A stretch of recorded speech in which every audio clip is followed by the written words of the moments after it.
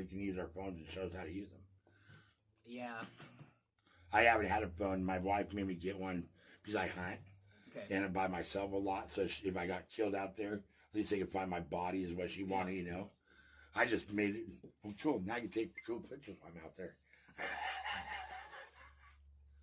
Good afternoon, people. This is my friend Steve Barnard. Thanks for having me here. You're welcome. Your first one, huh? You're the first one. Okay. My cherry's getting popped by you, I guess. Today we're going to talk about an iconic song. It's one of my top 10 songs of all time, and it's just, I don't know, it's one of those songs, but it's "The Stroke" by Billy Squier. Okay. How old were you when you first heard it, or what were you doing when you first heard it? So, when you kind of primed the pump and you were asking about this song, I was thinking about when I know this song. It's got to be the roller rink. Right. So I'm guessing maybe, remember the roller rink over there by the high school? Oh, yeah. I want to say when it was the Coca-Cola plant back then. And then it became roller rink, and then it went back to Coca-Cola. So I'm guessing, I think the song came out like 81. 81. Maybe? Okay, yep. And so, not really understanding the controversy of the lyrics and everything. It's just a banger, man. Right. Doing laps there at the roller rink. Right on. So, yeah, I mean, Billy Squier, this was still, I think, before we had MTV. Right. So, it was like a radio song. And, I had older siblings. So, when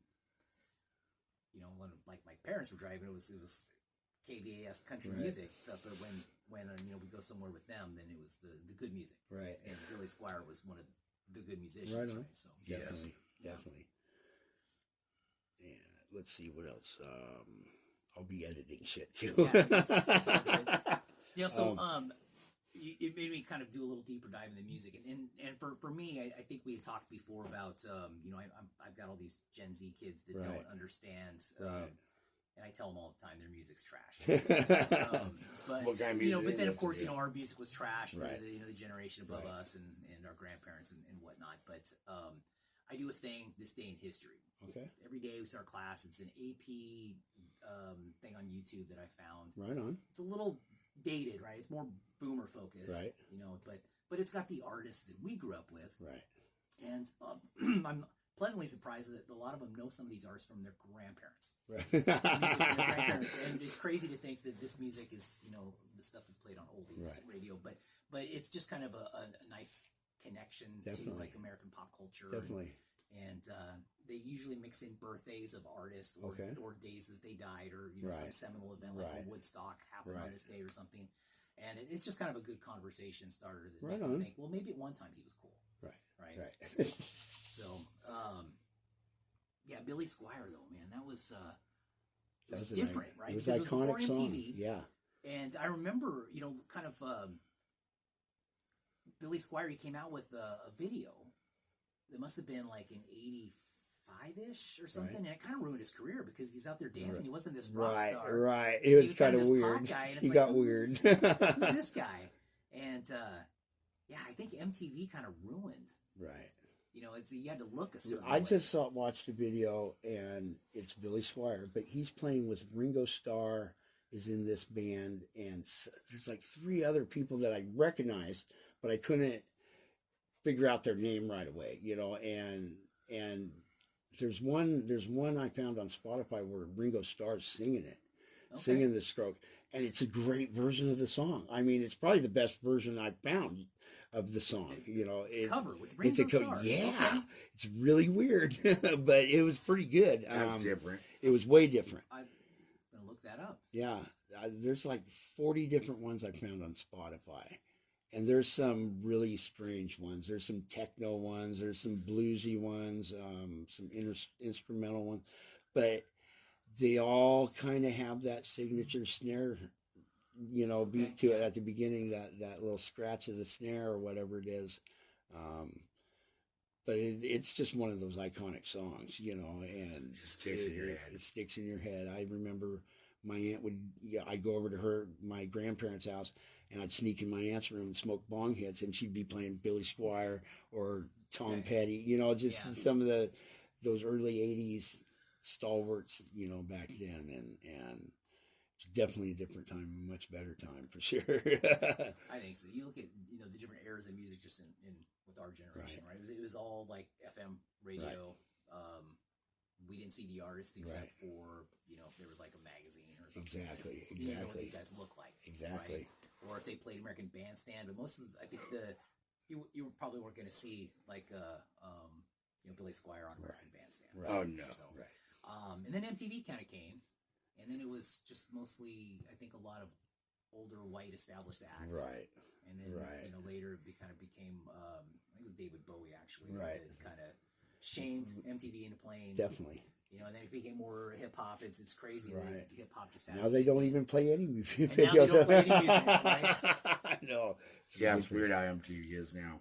But you know, I talked to the students, so you know, again, kind of trying to like music in as a connection with kids. I do this this project as kind of part of our intake. You know, so I work in alternative ed, and we have kind of I guess I don't know, etiquette school type thing for the first 6 weeks before they come into our mainstream program. Is we give them home training. Sure. And I have I mostly do PE with them because a lot of them need to burn some energy. Right. And it's kind of fun to throw dodgeballs at each other. So Definitely. we do that. But 2 weeks out of the 6 weeks is I'm doing a language arts type lesson, and I show them Stand By Me, which, I mean, what a great Oregon connection movie. Great, yeah. And about friendships, right? Definitely, but about music. Yeah. Definitely. And, you know, it's all from the late 50s. Right. And, you know, kind of music, if you go back and watch it, and I watch it again, I probably watch this a couple times a year with these kids, but sometimes, you know, if it's on TV or I'm bored, I'll watch it again. But the music just kind of carries the story along. Right. With the narration, and so I do an assignment with them where they have to make, I call it the Cherry Pez collection from the, remember that line there about whatever food you'd eat for the rest of your life, Cherry Pez, no Cherry question about Pez. it. So they have their own little playlist they come up with, and they have to kind of tie music to events, right, in their lifetime that they have, either pleasant or maybe it's a tragic memory, but one that it forces them to write about. And it also kind of opens them up a little bit. And then the students can kind of see, it's like, oh, hey, I like that song too. Right. And then maybe you can kind of form a connection. So, you know, for me, I love music just because the songs kind of give you the feels, right? Totally. But I think that, you know, I might like the stories about music more than the melodies. Right. And so it was fun when you asked me to do this, and then Billy Squier. It's like, God, I haven't thought of Billy Squier in a long time. So then I go down this rabbit hole, looking at all these Billy Squier songs, and I forgot about the controversy around. Is this rated? Is this a PG-13 audience? It can be whatever audience we want, but it's probably mostly it's going to be un-PG because So the stroke about masturbation, right? And, totally. But then I heard an actual interview from him. He goes, "No, but that was kind of fun." That's everybody's interpretation of a song. The stroke was about stroking your ego. Yeah, it's more of a business standpoint. Yeah, and exactly. I don't know if I kind of like the old one better. That was kind of fun. Definitely. Yeah, he was pulling one over on our eyes. You know, I think they should have taught us by music to learn. You know, I mean, if our history and our stuff was all made into music, we would retain it more, I think, because look at all songs you hear, and then you remember right away. Right. I mean, the next day you're singing that song. You know, what I mean, I'm pretty much. You know what I mean? So, okay, speaking of music, and in that same vein, so I teach government also, right? So, if I were to, hey, learn about the USA, learn about the country, learn about the Constitution, hey, learn about the Schoolhouse Rock. 1787, I'm told our founding fathers. Yeah. So I make that, the kids watch that Schoolhouse Rock, and again, I tell them, hey, you live in the golden age, when you say make America great, it's pretty fucking great right now, man. You can watch any show you want. You didn't have to wait Saturday morning cartoons to watch Scooby-Doo, whatever. I used to own the Schoolhouse Rock, the whole thing. You're right. So I played it for him, and then I played it a second time. I said, because I'm going to create an earworm in you, like you. If you ask anybody of our generation, we know about Conjunction Junction, and and all of those songs. And you don't forget them. Sorry? And you don't forget them. No, you don't forget it. So here, I could just recall those lyrics from like 45 years ago. That you heard, 45 years ago, and you can still remember it. I'm hoping, and again, I think it kind of comes down to your comfort level, teaching music. I think I dropped out of 5th grade band, here at the high school or the grade school back then.